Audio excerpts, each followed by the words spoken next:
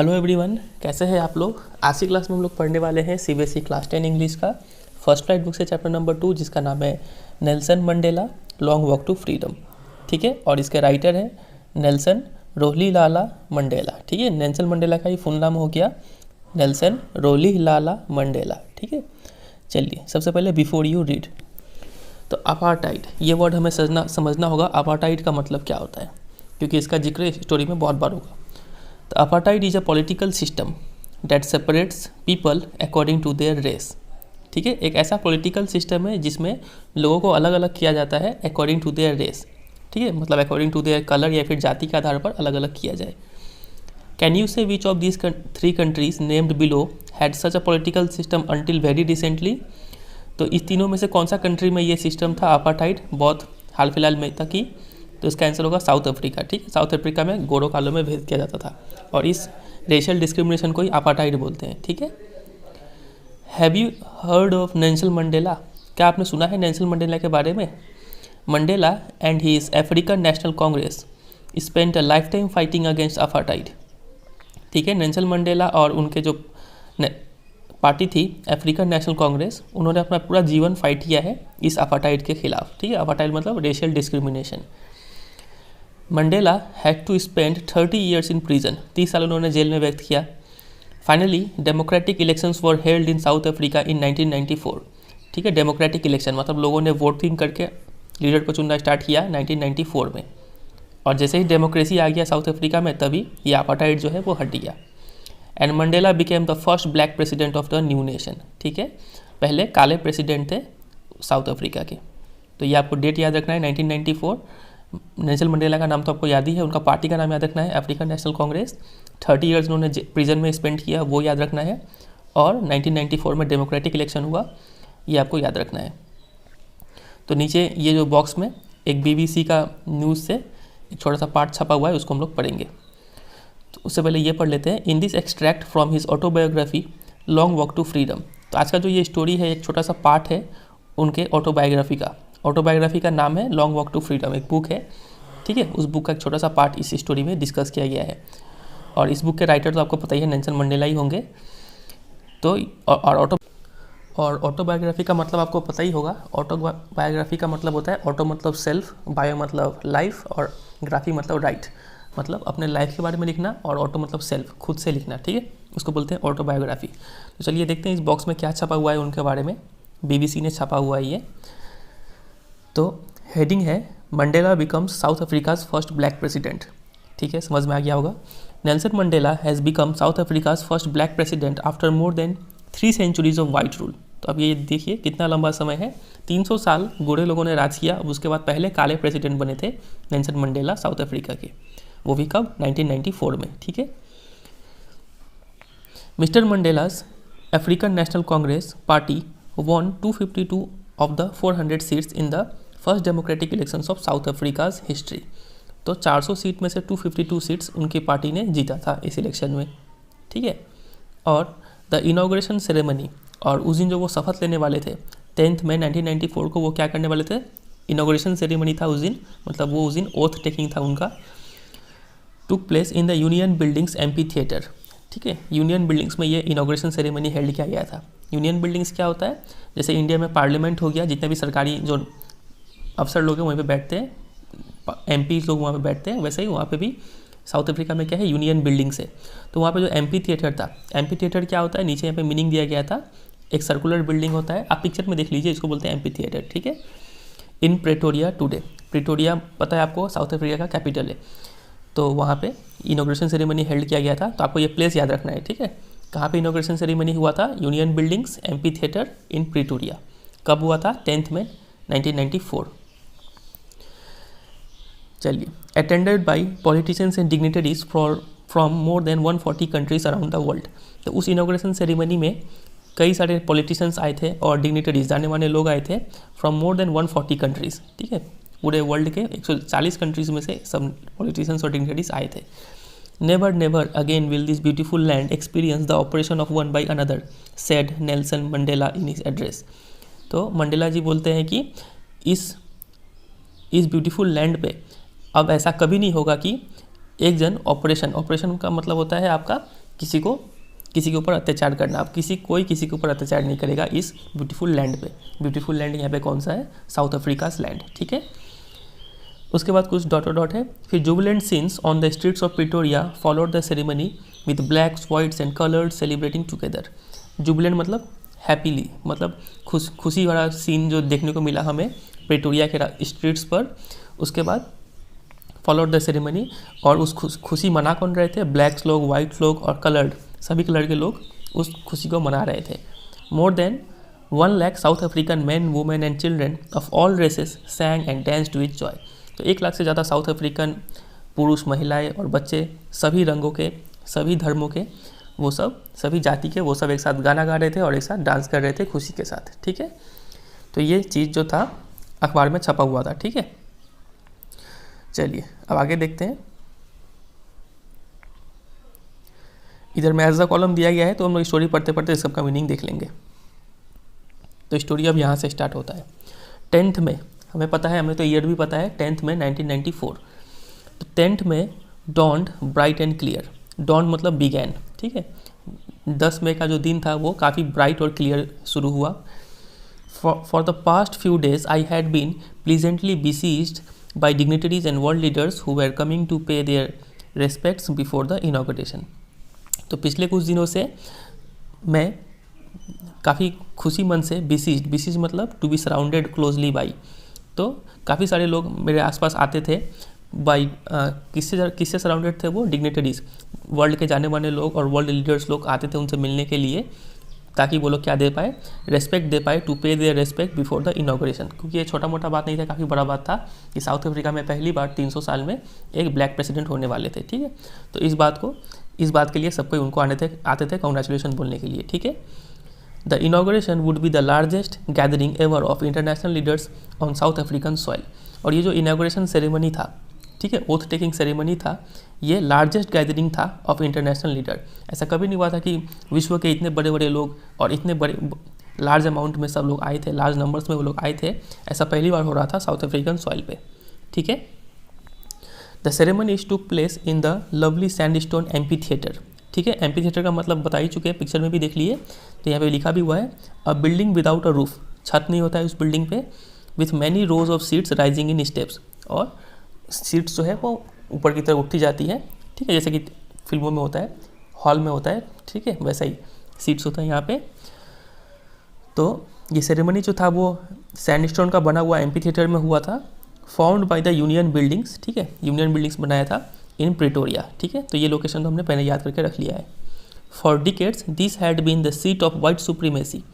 दशकों से ये जो एम्पी थिएटर था, यूनियन बिल्डिंग्स का एम्पी थिएटर, ठीक है, यहाँ पे हमेशा गोरो लोग का सुप्रीमेसी था, गोरो लोग का राज था।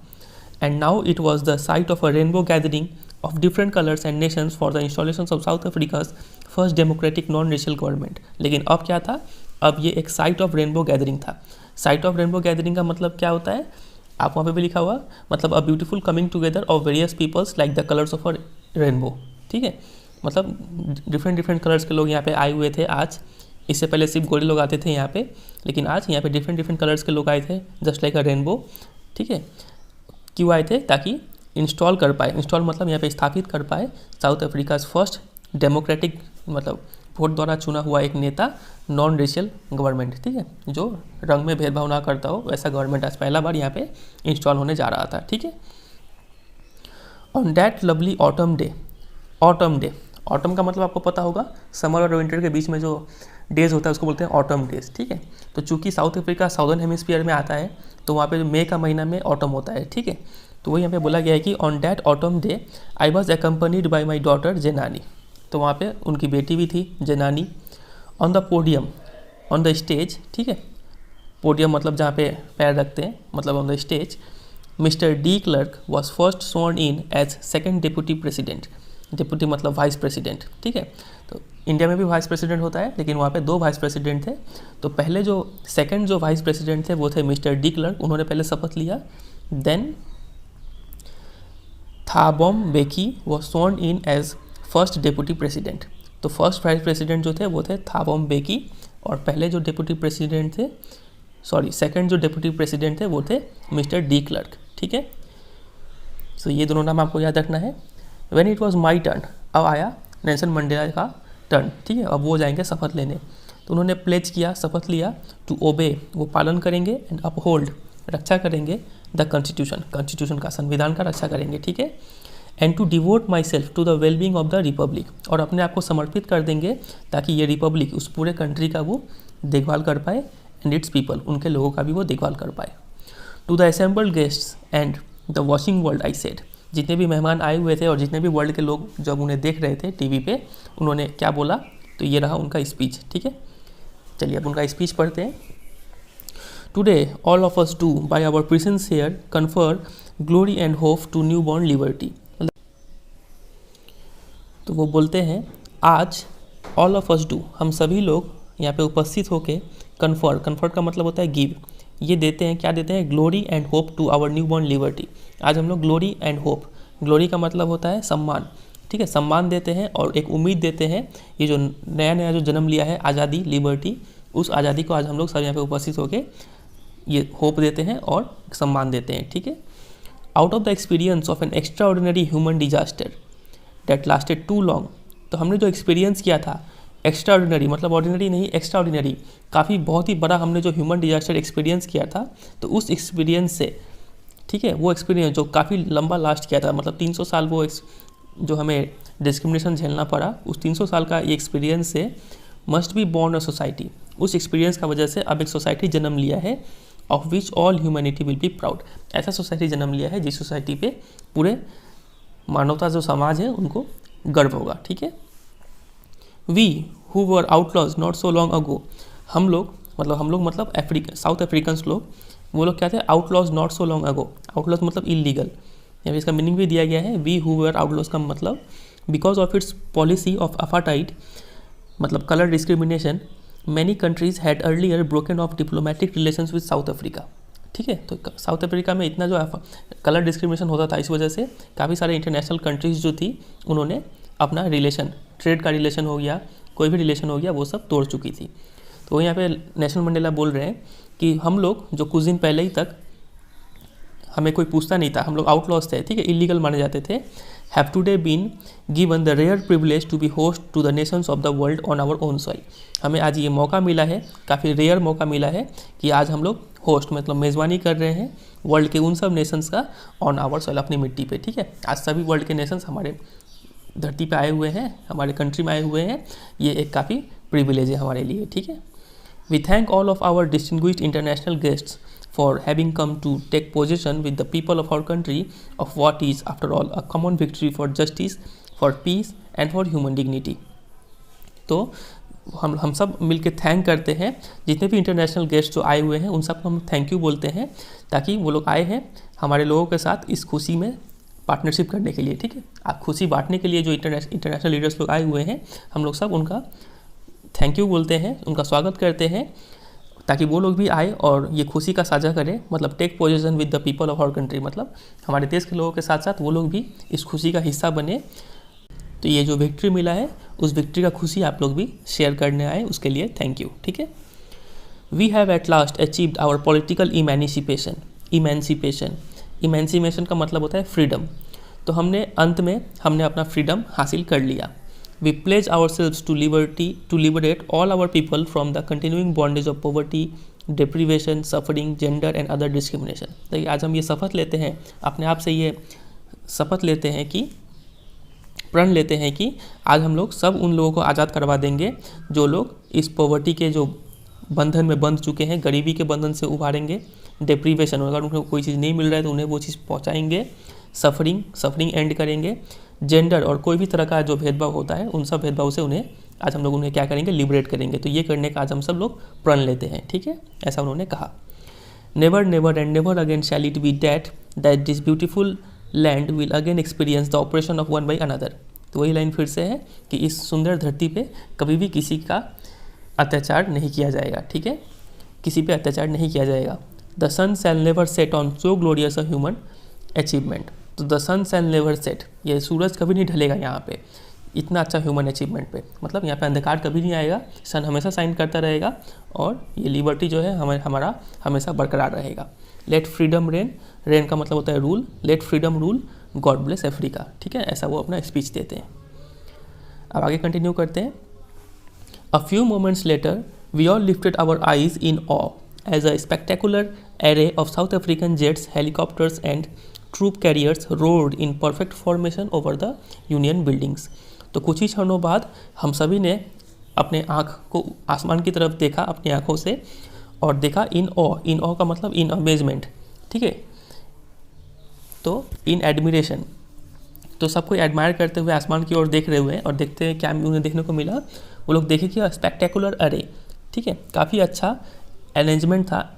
स्पेक्टेकुलर अरे का यहाँ पे मीनिंग दिया गया है एन इम्प्रेसिव डिस्प्ले, तो काफ़ी अच्छा एक डिस्प्ले देखने को मिल रहा था ऑफ साउथ अफ्रीकन जेट्स, ठीक है, साउथ अफ्रीकन जेट्स जो थी, हेलीकॉप्टर्स थी और ट्रूप कैरियर्स, सोल्जर को कैरी करने वाली जो जेट थी, वो सब आसमान में अपना कर्तव्य दिखा रहे थे, ठीक है, जैसा हमारे यहाँ पे भी होता है रिपब्लिक डे में, इंडिपेंडेंस डे में, वैसे यहाँ पे भी हो रहा था।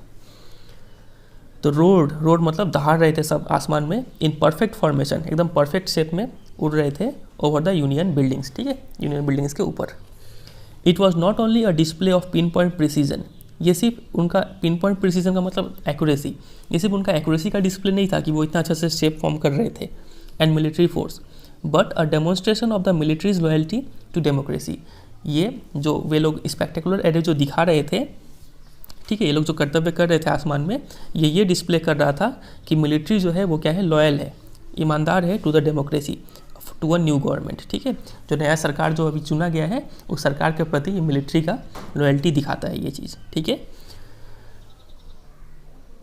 To a new government that had been freely and fairly elected, वो नया सरकार जो काफ़ी एक फ्री इलेक्शन में और काफ़ी फेयरली इलेक्टेड किया गया है, ठीक है, फेयरली मतलब कोई इसमें घोटाला नहीं हुआ है। ओनली मोमेंट्स बिफोर, कुछ ही क्षण पहले, कुछ ही सालों पहले, the highest generals of South African कुछ ही क्षण पहले the highest generals of the South African defence force and police their chest bedecked with ribbons and medals from days bygone saluted me and pledged their loyalty। तो कुछ ही क्षण पहले मतलब ये एरोप्लेन उड़ने से कुछ ही क्षण पहले जब वो शपथ ले रहे थे, उसके बाद जो हाईएस्ट जनरल्स थे साउथ अफ्रीकन डिफेंस फोर्स के, ठीक है, जो बड़े बड़े जनरल्स लोग थे और जितने भी पुलिस थे वो लोग आके और सबका जो चेस्ट था, सबके सीने पर बीडेक्ड मतलब डेकोरेट, सबके सीने सजे हुए थे किस चीज़ से, रिबन से और मेडल से, from days by gone by का मतलब होता है फ्रॉम द पास्ट डेज, बीते हुए दिनों में कुछ उन्होंने काम किया होगा जिस वजह से उन्हें मेडल्स और रिबन्स मिला है, तो उनका सीना इसी सब चीज़ों से चमचमा रहा था। तो वैसे वे लोग आए थे और वो लोग आके क्या किए थे, सैल्यूट किए थे नेल्सन मंडेला को और उन्होंने प्रण लिया था, प्लेज किए थे वो लोग देयर लॉयल्टी, ठीक है, कि वो लोग लॉयल रहेंगे इस गवर्नमेंट के प्रति। तो वो यहाँ पे बता रहे हैं कि कुछ ही समय पहले ये लोग आके ऐसा किए थे। I was not unmindful of the fact that not so many years before they would not have saluted but arrested me. तो आई वॉज नॉट अनमाइंडफुल, यहाँ पे नॉट और अनमाइंडफुल दो नेगेटिव है, नॉट और अन, तो इसको पॉजिटिव बना सकते हैं यहाँ पे। तो I was mindful of the fact मतलब I was aware of the fact that not so many years ago before they would not have saluted me. मुझे ये पता था कि आज से कुछ साल पहले ये लोग मुझे सैल्यूट नहीं कर रहे थे, बट अरेस्टेड मी, मुझे अरेस्ट कर लिए होते अब तक, ठीक है।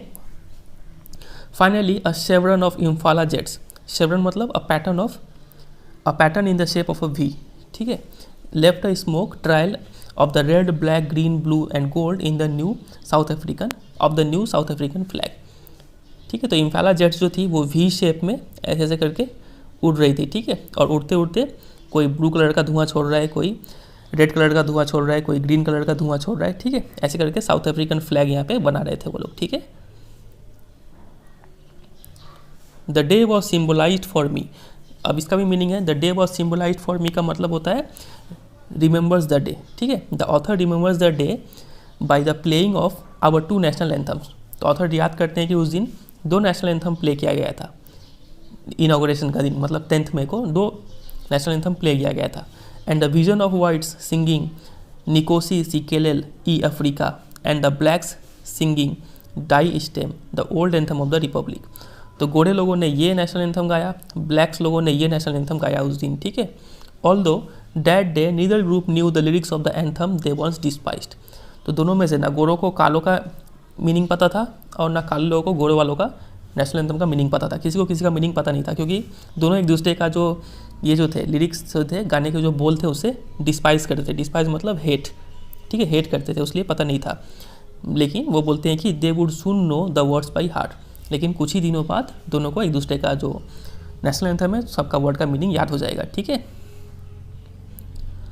On the day of the inauguration I was overwhelmed with a sense of history. तो इनॉग्रेशन के दिन आई वॉज ओवरवेल्म्ड मतलब स्ट्रॉन्ग इमोशनल इफेक्ट। जो नेल्सन मंडेला थे वो काफ़ी इमोशनल हो गए थे कुछ हिस्ट्री के दिनों को याद करके। ठीक है। In the first decade of the 20th century, 20th century मतलब 1900 टू 2000। ठीक है। और उसका फर्स्ट डिकेड मतलब 1901 से लेकर 1910, उस टाइम में a few years after the bitter Anglo Boer war. Anglo Boer war मतलब हुआ था, एंग्लो मतलब ब्रिटिश और बोयर मतलब साउथ अफ्रीका। इन दोनों के वॉर के कुछ दिनों बाद, कुछ सालों बाद, and before my own birth, और मेरे बर्थ के कुछ साल पहले तक। ठीक है। ठीक है, मतलब first decade of 20th century में क्या हुआ था, the white skinned peoples of South Africa patched up their differences. जो साउथ अफ्रीका के जितने भी गोरे लोग थे उन्होंने पैचअप कर लिया था। पैचअप मतलब डील विथ। ठीक है, उन्होंने अपना डिफरेंसेस को सुलझा लिया था, सब गोरे लोग एक साथ हो गए थे। And erected a system of racial domination against the dark skin peoples of their own land. और उन्होंने एक ऐसा सिस्टम इरेक्ट कर दिया, इरेक्ट मतलब सेटअप, ऐसा सिस्टम ला दिया, ऐसा पॉलिटिकल सिस्टम ला दिया जो रेशियल डोमिनेशन करता था। ठीक है, रंग के आधार पर भेदभाव करता था against the dark skin peoples of their own land. ठीक है, उनके ही कंट्री के जो काले लोग थे उन पर अत्याचार करना स्टार्ट हो गया। और इसी को तो हम लोग बोलते हैं अपार्टाइड। ठीक है, अपार्टाइड कीवर्ड हो गया, आपको यहाँ पे याद रखना है, APARTHEID। ठीक है, अपार्टाइड मतलब रेशियल डिस्क्रिमिनेशन या फिर कलर डिस्क्रिमिनेशन, जो भी बोल दीजिए। तो ये सेटअप कर दिया गया था in the first decade of the 20th century. ठीक है। The structure they created formed the basis of one of the harshest, more inhuman societies the world has ever known. तो ये जो स्ट्रक्चर था जो उन्होंने क्रिएट कर दिया, ये स्ट्रक्चर था वन ऑफ द हार्शिएस्ट। ठीक है, सबसे क्रूअल, सबसे गंदा स्ट्रक्चर था उनका, मोस्ट इनह्यूमन। ठीक है, अमानवीय स्ट्रक्चर था जो कि वर्ल्ड ने कभी देखा हो। ठीक है, ऐसा स्ट्रक्चर था ये। Now in the last decade of the 20th century, last decade मतलब 1991 से लेकर 2000 तक, इस डिकेड में and my own 8th decade as a man. 8th decade का मतलब क्या हो गया यहाँ पे कि जो नेल्सन मंडेला थे वो 70 to 79 ईयर्स के ओल्ड थे। एक और वर्ड होता है, ऐसा इंसान जो इस एज ग्रुप से बिलोंग करता है उस इंसान को क्या बोलते हैं, आप मुझे कमेंट सेक्शन में बताइएगा। ठीक है, तो वो 8th डिकेड में थे एज अ मैन। तो उस समय क्या हुआ था, that system had been overturned for ever. Overturn मतलब हटा दिया गया उस सिस्टम को, मतलब अपार्टाइड जो है पॉलिटिकल सिस्टम, उसको हटा दिया गया फॉर एवर, हमेशा के लिए। And replaced by one that recognise the rights and freedoms of all people. और उसको रिप्लेस कर दिया गया ऐसे सिस्टम से, वो सिस्टम जो रिकॉग्नाइज करता है सबका अधिकार, सबका freedom of all people regardless of the colour of their skin. फर्क नहीं पड़ता है कि आपका कलर कैसा है, सबको बराबर अधिकार और सबको बराबर फ्रीडम मिलेगा, वैसे सिस्टम से रिप्लेस कर दिया गया। ठीक है, और ये हुआ कब था, in the last decade of the 20th century. Exactly अगर बात किया जाए तो 1994 में ये हुआ था। ठीक है, जब ये इनॉग्रेशन सेरेमनी हो रहा है। ठीक है, आज से वो सिस्टम हट गया। ठीक है, चलिए आगे कंटिन्यू करते हैं। That day had come about through the unimaginable सेक्रीफाइसेज of thousands of my people. लेकिन ये जो दिन था, ये दिन आने के लिए अनइमेजिनेबल सेक्रीफाइसेस करना पड़ा था हज़ारों लोगों को। ठीक है, ऐसा सेक्रीफाइसेस जो आप इमेजिन नहीं कर सकते। People who suffering and courage can never be counted और रिपेड। ऐसे लोगों ने सेक्रीफाइस किया था जिनका जो दर्द है और जिनका जो करेज है, हिम्मत है, वो हिम्मत आप काउंट मतलब मेजर नहीं कर सकते। इतना दर्द उन्होंने झेला और सहा। एंड रिपेड, आप उनको लौटा भी नहीं सकते। ठीक है, कोई भी तरीका से आप उनका दर्द वापस नहीं कर सकते। ठीक है, I felt that day, as I have on so many other days, that I was simply the sum of all those African patriots who had gone before me. तो नेल्सन मंडेला का उस दिन अनुभव होता है, वो उस दिन महसूस किए, ऐसा वो कई दिन महसूस करते थे कि वो जो है वो एक सिंपली क्या है, sum of all those African patriots who had gone before me. तो जितने भी और भी जो पहले जो देशभक्त जो थे, जो काले लोगों के लिए लड़े थे, उन लोगों का सिंपली ये सम है। नेल्सन मंडेला उन सब की जगह एक इकलौते इंसान खड़े हुए थे। ठीक है, वो बोल रहे हैं that long and noble line. तो ये जो साउथ अफ्रीकन पैट्रियट्स थे, ये जो लंबे और जो काफ़ी नोबल लाइन है इन लोगों का, एंडेड, वो लाइन तो एंड हो गया, वो लोग सब मर गए, लेकिन now began again with me. लेकिन मेरे साथ ये वापस ये लाइन शुरू हो रहा है। ठीक है, उन नोबल लोगों का लाइन वापस मेरे से शुरू हो रहा है। ठीक है। I was pained that I was not able to thank them, मुझे इस बात का दुख है कि मैं उन लोगों को थैंक यू नहीं बोल पाया, उन सब अफ्रीकन पैट्रियोट्स का जिन्होंने अपना जान दे के इनके लिए लड़ा है, ठीक है, उनको थैंक यू नहीं बोल पाया। And that they were not able to see what their sacrifices had wrought, और मुझे इस बात का भी दुख था कि ये जो अफ्रीकन पैट्रियोट्स थे जिन्होंने अपना जान दे दिया, वो लोग ये नहीं देख पाए कि उनके सेक्रीफाइसेस, उनके बलिदान का आज क्या नतीजा हमें मिला है, मतलब उनका जो बलिदान था वो सक्सेसफुल हुआ, ये सक्सेस वो लोग नहीं देख पाए, तो इस बात का मुझे दुख है, ठीक है। यहाँ पे है राउट, राउट का मतलब होता है डन या फिर अचीव्ड, तो उनका सेक्रीफाइसेस से क्या क्या अचीव हुआ है ये लोग देख नहीं पाए, इस बात का मुझे दुख है, ऐसा नेल्सन मंडेला बोलते हैं। चलिए आगे कंटिन्यू करते हैं। The policy of apartheid created a deep and lasting wound in my country and my people, तो ये जो एपार्टाइड का जो पॉलिसी था, पॉलिटिकल सिस्टम था एपार्टाइड, मतलब रेशियल डिस्क्रिमिनेशन या फिर कलर डिस्क्रिमिनेशन, इसको हम बार बार क्यों बोल रहे हैं ताकि आपको याद हो जाए, ठीक है, थोड़ा डिफिकल्ट स्टोरी है ये। The policy of apartheid created a deep and lasting wound in my country, तो ये जो एपार्टाइड का पॉलिटिकल सिस्टम था उसने काफ़ी एक गहरा और लंबे समय तक रहने वाला एक घाव दे दिया था मेरे देश को और मेरे देश के लोगों को, खासकर काले लोगों को। ऑल ऑफ अस, ठीक है, all of us will spend many years if not generations recovering from that profound hurt, तो हम सभी लोग कई साल बिताएंगे, अगर जनरेशन नहीं, सदी नहीं तो कई साल तो ज़रूर बिताएंगे उस वुंड से रिकवर करने के लिए, ठीक है, प्रोफाउंड मतलब डीप, उस गहरा जख्म से रिकवर करने के लिए हम लोग कई साल बिताएंगे। But the decades of operation and brutality had another unintended effect, लेकिन ये जो था, ये जो अत्याचार हम पे हुआ, क्रूर अत्याचार जो हम पे हुआ सदियों तक, दशकों तक, ये अत्याचार का एक अनइंटेंडेड इफेक्ट, अनइंटेंडेड मतलब जो चाहा ना गया हो, ठीक है, वैसा इफेक्ट भी हुआ। वो इफेक्ट क्या था? And that was that it produced the Oliver Tambos, the Walter Sisulus, the Chief Luthulis, पता नहीं सही प्रोनाउंस कर रहे हैं कि नहीं, the Yusuf Dadoos, the Bram Fischers, the Robert Sobukwes of our time, ठीक है। चलिए प्रोनाउंसिएशन में कुछ गलती होगा तो उसके लिए सॉरी, ठीक है। तो जो भी है वो बोल रहे हैं कि उसका अनइंटेंडेड इफेक्ट ये था कि उस अत्याचार का वजह से ऐसे महान महान लोग पैदा हुए थे। अब यहाँ पे आप एक बात गौर कीजिएगा कि हम लोग कभी भी प्रॉपर नाउन से पहले, प्रॉपर नाउन मतलब किसी चीज़ का नाम, किसी चीज़ का नाम से पहले हम लोग डेफिनेट आर्टिकल द नहीं लगाते हैं, ठीक है। लेकिन अगर हमें ऐसे बोलना हो जैसे कि द गुप्ताज, ठीक है, ऐसे बोल रहे हैं, या फिर द सचिन तेंदुलकर्स अगर हम बोल रहे हैं, या फिर द विराट कोहलीज अगर हम बोल रहे हैं, तो इसका मतलब ये है कि हम लोग सिर्फ विराट कोहली को नहीं बोल रहे, हम लोग बोल रहे हैं कि विराट कोहली जैसे जितने भी प्लेयर हैं उनको बोल रहे हैं, ठीक है। द विराट कोहलीज ऐसे बोल रहे हैं तो इसका मतलब है विराट कोहली जैसे प्लेयर्स। तो वैसे यहाँ पे बोला गया है कि द ओलिवर थैम्बोस, ठीक है, अगर यहाँ पे द लगाए तो लास्ट में एस जरूर लगा होगा। द वाल्टर सिसुलुस, ठीक है, एस यहाँ पे लगाए, सब में लास्ट में एस लगाए, तो ऐसे आप यूज़ कर सकते हैं डिफरेंट आर्टिकल को, ठीक है। तो इन जैसे महान महान लोग पैदा हो गए उस ब्रूटैलिटी का वजह से, ऑपरेशन का वजह से, ठीक है। Man of such extraordinary courage, तो इनके पास काफ़ी ज़्यादा करेज था, विजडम बुद्धि थी, एंड जेनरोसिटी, ठीक है, और काफ़ी ज़्यादा उदार थे वो लोग, ठीक है, दानी टाइप के थे। That their like may never be known again, इतने महान थे ये लोग कि इनके जैसे लोग शायद अब तो हमें वापस ना देखने को मिले, ठीक है। Perhaps it requires such depths of operation to create such heights of character, तो ये काफ़ी अच्छा लाइन है उनका, ये फेमस लाइन है ये नेल्सन मंडेला का। वो बोलते हैं कि अगर हम किसी इंसान को इतना ऑपरेशन करना पड़ेगा, इतना उत्पीड़न करना पड़ेगा, किसी इंसान पर बहुत ज़्यादा अत्याचार करना पड़ेगा, तभी इस टाइप के कैरेक्टर वाले लोग सामने निखर के आते हैं। एक कहावत है ना कि बुरे वक्त में कुछ लोग बिखर जाते हैं, कुछ लोग निखर जाते हैं। तो आपको अपना अगर असली टैलेंट अगर आपको पहचानना है अपने आप के अंदर, तो आपको पूरे वक्त से होकर गुजरना होगा, ठीक है, क्योंकि जितना आप पे प्रेशर पड़ेगा उतना आप निखरेंगे, ठीक है।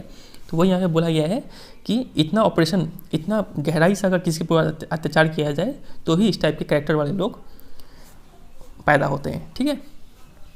My country is rich in the minerals and James date lie beneath it's soil, तो बोलते हैं कि मेरा जो देश है, साउथ अफ्रीका जो कंट्री है, कि मिनरल्स और जेम्स में काफ़ी ज़्यादा रिच है, काफ़ी ज़्यादा अमाउंट में पाए जाते हैं मिट्टी के नीचे। But I have always known that it's greatest wealth is its people, लेकिन नेल्सन मंडेला का कहना है कि मेरा मानना है कि वर्ल्ड का जो सबसे बड़ा जो धन है, संपत्ति है, वो है उनके यहाँ के लोग, ठीक है, इनके जैसे लोग, ये लोग असली संपत्ति है देश के। Is its people finer and truer than the purest diamonds, तो प्योर जो डायमंड होता है ना, हीरा जो होता है, उससे भी प्योर है ये लोग और उससे भी सच्चे हैं ये लोग, ठीक है। तो ये लोग देश के असली वेल्थ है, ऐसा नेल्सन मंडेला बोलते हैं अपने स्पीच में। It is from these comrades in the struggle, comrades का मतलब होता है साथी, ठीक है, ऐसे ही साथी लोग जो थे स्ट्रगल, मेरे स्ट्रगल में, इस रेशियल डिस्क्रिमिनेशन को हटाने में, ऐसे साथी की वजह से ही that I learn the meaning of courage, मुझे करेज वर्ड का मीनिंग क्या होता है असली मायने में समझ में आया, ठीक है। Time and again I have seen man and women risk and give their lives for an idea, मैंने कई बार ऐसा देखा है कि पुरुष हो या फिर महिलाएं हो, उन्होंने अपने जीवन को दान दे दिया है किसी एक कॉज के खिलाफ लड़ते हुए, ठीक है, कॉज के लिए लड़ते हुए। I have seen man stand up to attacks and torture without breaking, मैंने देखा है कई ऐसे पुरुषों को जो वो लोग अटैक्स और टॉर्चर को झेल जाते हैं विदाउट ब्रेकिंग, बिना टूटे हुए, बिना घबराए, ठीक है, बिना सरेंडर किए हुए वो लोग कोई भी अटैक्स को झेल जाते हैं। Showing a strength and resilience that defies the imagination, ऐसा वो स्ट्रेंथ दिखाते हैं और ऐसा रिजिलियंस दिखाते हैं। रेजिलियंस का मतलब होता है लड़ने की क्षमता, ठीक है, तो ऐसा वो लड़ने की क्षमता दिखाते हैं कि आप इमेजिन नहीं कर सकते हैं, ऐसा चीज़ वो बर्दाश्त कर जाते हैं। I learned that courage was not the absence of fear but the Triumph over it, तो बोलते हैं कि मुझे समझ में आया कि करेज का मतलब सिर्फ एब्सेंस ऑफ फियर नहीं होता है, आपके अंदर डर नहीं है इसका मतलब ये नहीं कि आप करेजियस है, बल्कि ट्रायम्फ ओवर इट, अगर आप डर के ऊपर जीत पा लेते हैं, ठीक है, तब बोला जाएगा कि आपके अंदर क्या है, करेज है। The brave man is not he who does not feel afraid but he who conquers that fear, तो एक बहादुर व्यक्ति वो नहीं होता है जो सिर्फ डर ना फील करे, एक बहादुर व्यक्ति वो होता है जो उस डर के ऊपर काबू पा ले, ठीक है, उस डर के ऊपर जीत पा ले, उसको बोलते हैं ब्रेव मैन, ठीक है। No one is born hating another person because of the colour of his skin और हिज बैकग्राउंड और हिज रिलीजन, तो कोई भी इंसान अपने दिल में नफरत लेकर पैदा नहीं होता है, ये पैराग्राफ काफ़ी अच्छा है, ठीक है, इसको ध्यान से सुनिएगा। बोल रहे हैं कि कोई भी इंसान जब पैदा होता है तो उसके दिल में किसी के लिए नफरत नहीं होता है, कोई एक खास कलर के लिए नफरत नहीं होता है, उसके बैकग्राउंड को लेकर नफरत नहीं होता है कि वो किस जाति से है, किस रिलीजन से है, इसके लिए भी नफरत नहीं होता है। They people must learn to hate, उन्हें सिखाया जाता है कि नफरत कैसे किया जाता है। And if they can be learn to hate, और अगर आप उन्हें नफरत करना सिखा सकते हैं, they can be taught to love, तब आप उन्हें प्यार करना भी सिखा सकते हैं, वो लोग प्यार करना भी सीख सकते हैं, क्योंकि जब आदमी पैदा होता है तो वो तो न्यूट्रल पैदा होता है, ठीक है, लेकिन नफरत करना सीख जाता है वो, तो प्यार करना भी ज़रूर सीख जाएगा। For love comes more naturally to the human heart than its opposite, ठीक है, और प्यार करना सिखाना तो और भी आसान है, क्योंकि प्यार जो है वो काफ़ी ज़्यादा नेचुरली आता है किसी भी इंसान के दिल में, देन द अपोजिट मतलब हेट के तुलना में प्यार जल्दी हो जाता है, ठीक है।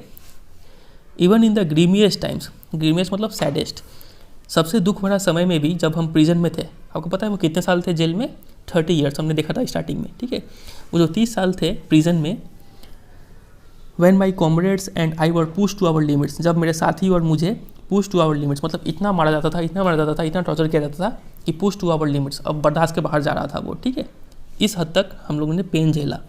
तो उस समय में भी I would see a glimmer of humanity in one of the guards, मुझे दिखा था एक इंसानियत का हल्का सा झलक दिखा था in one of the guards, एक गार्ड के अंदर, ठीक है, perhaps just for a second, भले एक सेकंड के लिए दिखाओ उसमें इंसानियत, but it was enough to reassure me and keep me going, लेकिन वो हल्का सा इंसानियत का झलक ही काफ़ी था मेरे को रीअश्योर करने में, मेरे को संतावना देने में कि हमारा जीत होगा, एंड कीप मी गोइंग, और मुझे लड़ने में मदद किया वो, इतना सा ह्यूमैनिटी का इतना ताकत है, ठीक है। Man's goodness is a flame that can be hidden but never extinguished, तो इंसान का जो अच्छाई है वो एक लव की तरह है, एक आग की तरह है, फ्लेम की तरह है, जिसे छिपा तो सकते हैं लेकिन कभी बुझा नहीं सकते, ठीक है।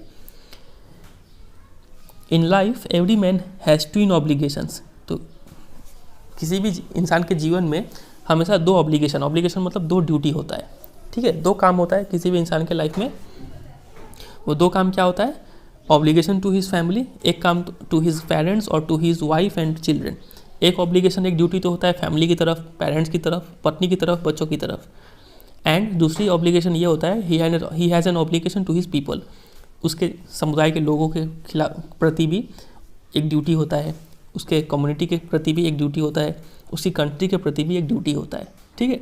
तो समझ में आ गया दो ड्यूटी कौन सा होता है, एक फैमिली की तरफ और एक बाकी लोगों की तरफ, अपने कंट्री की तरफ, ठीक है।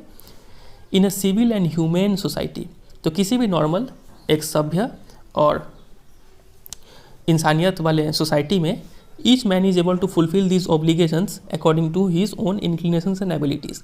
तो हर एक इंसान ये दोनों ही ड्यूटी काफ़ी अच्छे से निभा सकता है, अपने इंक्लिनेशन, अपने इच्छा के हिसाब से, और अपने एबिलिटी मतलब ताकत के हिसाब से वो दोनों ही ड्यूटी परफॉर्म कर सकता है, जैसा कि नॉर्मली हम इंडिया में भी करते हैं ऐसा, ठीक है, कोई इसमें रुकावट नहीं है। But in a country like South Africa, लेकिन साउथ अफ्रीका जैसे कंट्री में it was almost impossible for a man of my birth and colour to fulfil both of those obligations. ये एक इम्पॉसिबल जैसा चीज़ था कि एक इंसान जो मेरे जैसा कम्युनिटी में पैदा हुआ हो और मेरे कलर का हो, वो इंसान इन दोनों ड्यूटी को एक साथ परफॉर्म नहीं कर सकता है साउथ अफ्रीका जैसे कंट्री में, ठीक है। क्यों, ऐसा क्या होता है? In South Africa a man of colour who attempted to live as a human being was punished and isolated.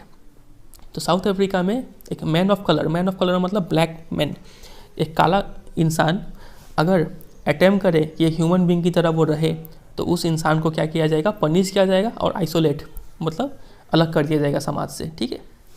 In South Africa a man who tried to fulfil his duty to his people was inevitably ripped from his family and his home and was forced to live a life apart। तो South Africa में अगर एक इंसान कोशिश करे कि वो duty to his people मतलब कंट्री के प्रति अगर वो ड्यूटी निभाना चाहे, तो उसको इनएविटेबली मतलब अनअवॉइडेबली उसको फोर्सिबली क्या किया जाएगा?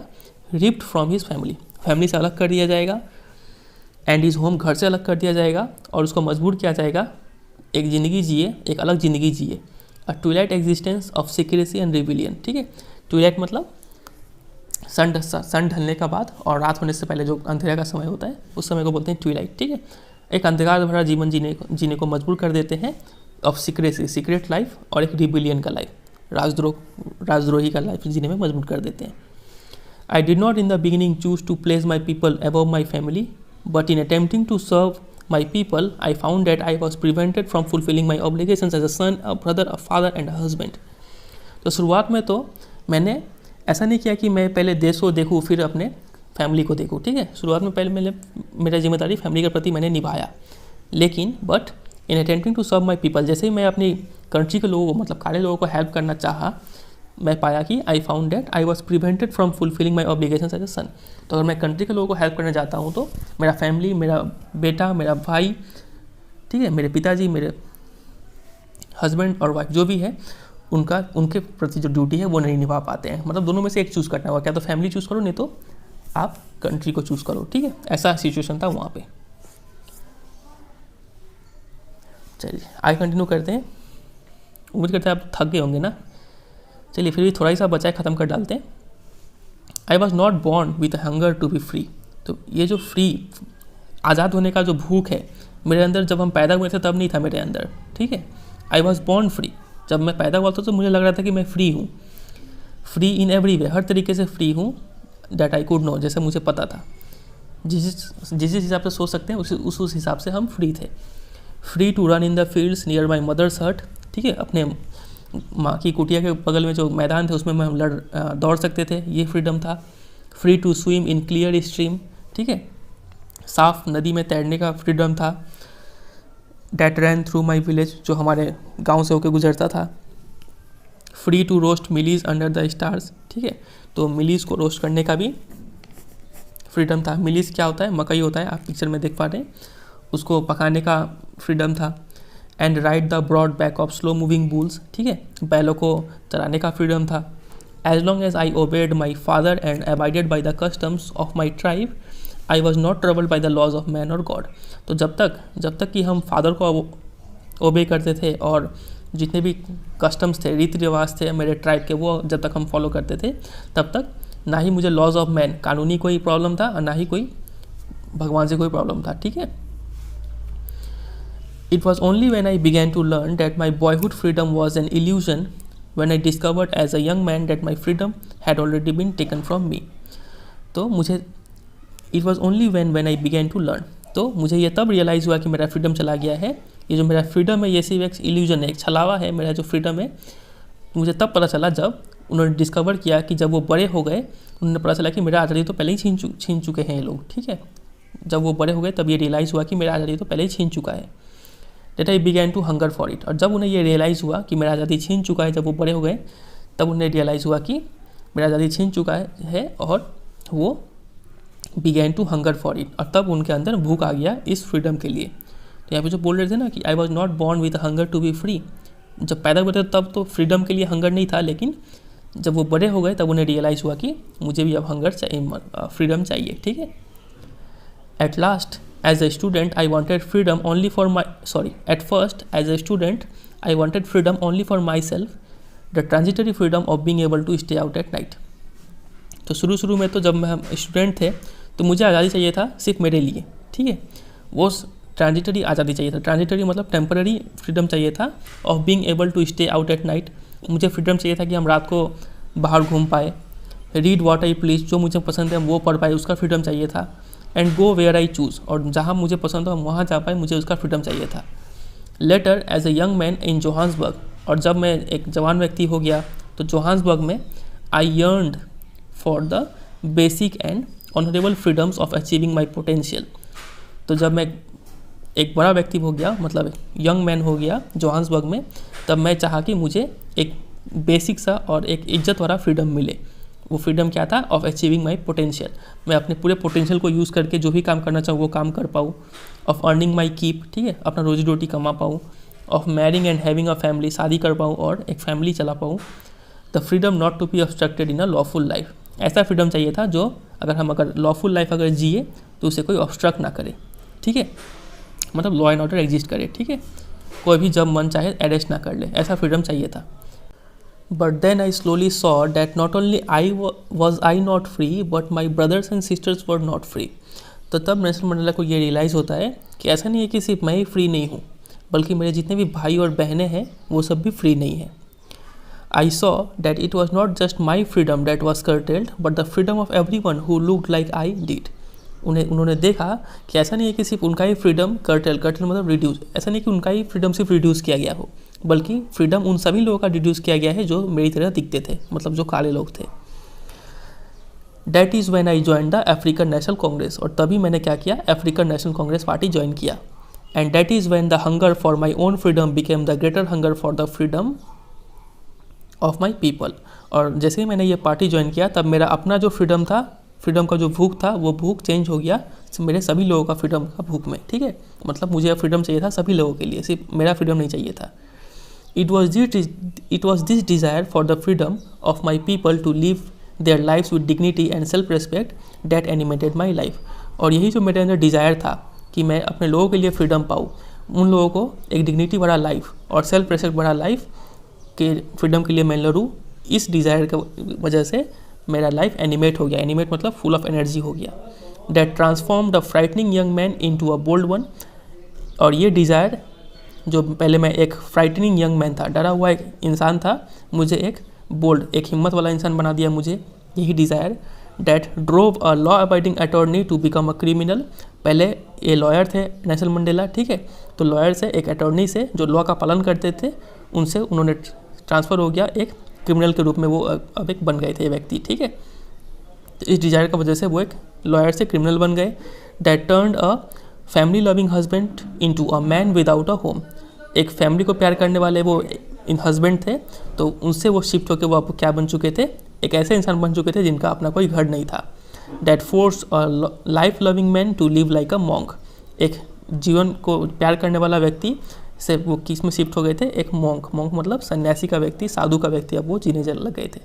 ठीक है, तो एक इस डिज़ायर का वजह से कि मुझे एक फ्रीडम चाहिए सभी लोगों के लिए, एक ऐसा लाइफ चाहिए हर काले लोगों के लिए जो एक सेल्फ रेस्पेक्ट भरा लाइफ हो, एक डिग्निटी भरा लाइफ हो, ऐसा लाइफ पाने के लिए उन्होंने इतना सारा चीज़ शिफ्ट कर लिया। मतलब एक डरा हुआ व्यक्ति से एक हिम्मत वाला व्यक्ति बन गए, वो एक लॉयर से क्रिमिनल बन गए, और फैमिली को प्यार करने वाले व्यक्ति से एक बेघर व्यक्ति बन गए, और एक लाइफ लविंग मैन से एक वो क्या बन गए? एक साधु टाइप व्यक्ति बन गए थे।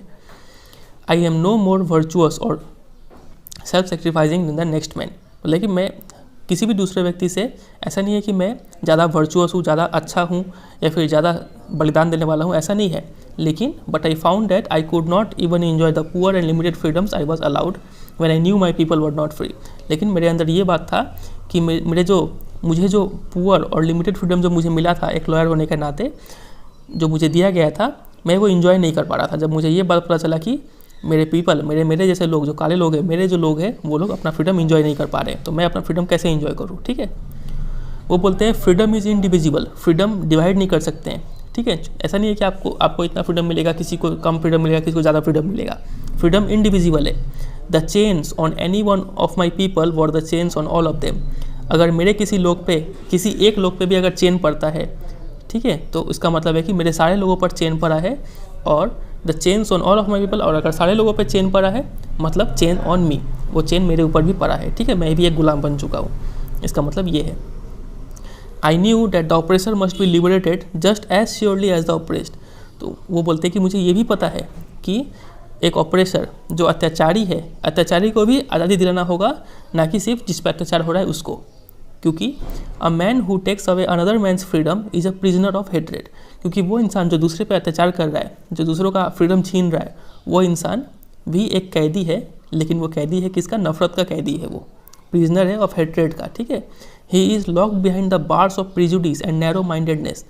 वो एक ऐसे जेल में बंद है जो प्रिजुडिस मतलब strong dislike without any good reason, जो किसी खास पर्सन को या फिर कोई चीज़ को हेट करते हो, उसको बोलते हैं प्रिजुडिस, ठीक है। एंड नैरो माइंडेडनेस, उनका जो माइंडसेट है वो काफ़ी नैरो है, काफ़ी छोटी सोच रखने वाले व्यक्ति है, तो वो लोग ऐसे जेल में कैद है, ठीक है। आई am not truly free if I am taking away someone else's freedom. तो मैं पूरी तरीके से फ्री भी नहीं हूँ अगर मैं किसी और का फ्रीडम ले रहा हूँ। Just as surely as I am not free when my freedom is taken from me. तो अगर कोई व्यक्ति मेरे से फ्रीडम छीनता है तो मैं तो फ्री नहीं हूँ, लेकिन जो व्यक्ति छीन रहा है मेरे से फ्रीडम, वो व्यक्ति भी फ्री नहीं है, क्योंकि वो कैदी है in a prison of hatred, ठीक है, उसका कैदी है वो। The oppressed and oppressor alike are robbed of their humanity. तो जो ऑपरेस्ड है, जो पीड़ित है, और ऑपरेसर जो पीड़ा दे रहा है, ठीक है, दोनों में ही इंसानियत का नाम का कोई चीज़ नहीं है, ठीक है। उससे इंसानियत छीना जा रहा है और जो इंसानियत छीन रहा है उसमें भी इंसानियत नहीं है, तो दोनों में ही ह्यूमैनिटी का कमी है, ठीक है। बस तो यही है फिर ये पोएम। तो काफ़ी बड़ा स्टोरी, ये था ये स्टोरी, तो काफ़ी बड़ा ये स्टोरी था और थका देने वाला स्टोरी था। उम्मीद करते हैं आपको समझ में आया होगा, भले ही आप थक गए होंगे लेकिन आपको समझ में आया होगा। टफ स्टोरी था, लेकिन जो भी आपने टाइम दिया वो टाइम इफेक्टिवली यूटिलाइज हुआ होगा, ठीक है। चलिए फिर, उम्मीद करते हैं आपको स्टोरी अच्छा लगा तो वीडियो को जरूर एक लाइक कर दीजिएगा, क्योंकि आप एक छोटा सा लाइक से मुझे एक मोटिवेशन मिलता है और भी ज़्यादा मेहनत करने के लिए, ठीक है।